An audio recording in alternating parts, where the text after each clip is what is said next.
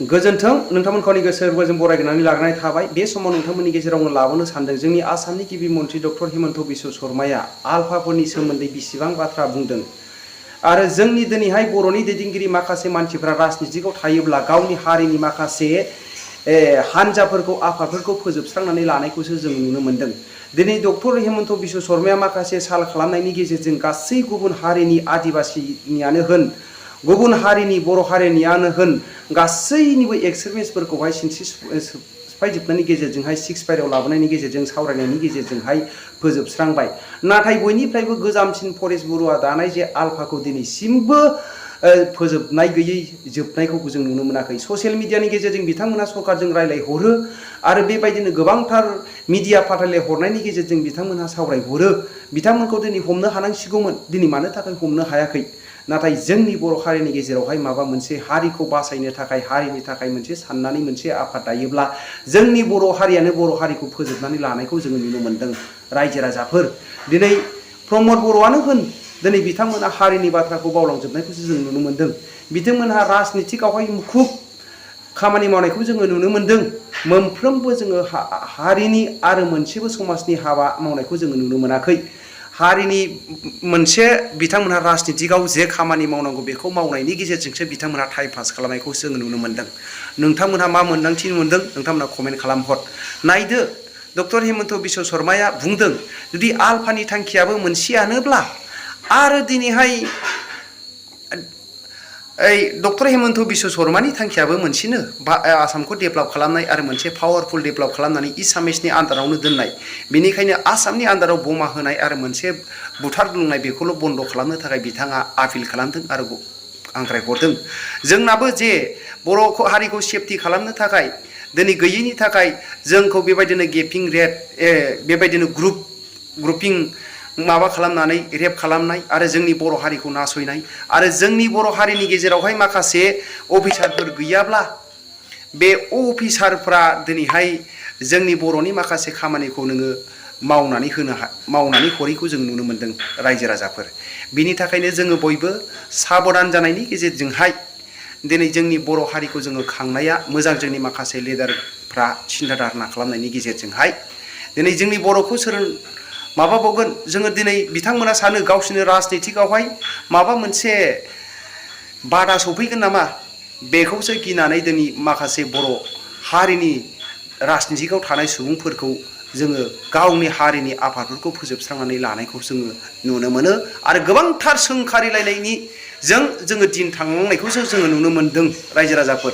बेबायदिनो दिनै एबसुनि थांखियाबो बिदिनो मोनसेयानोब्ला आरो प्रमद बर'आ बे थांखिखौनो लादोंब्ला दिनै बिथाङा NLFBफोरखौ मानो फोजोबस्रांखो आरो नै आसाम जोंनि NDFBफोरनि सिनस्रिखौ मानो दिनैहाय प्रमद बर' बिथाङा सिनस्रि बुफायखो?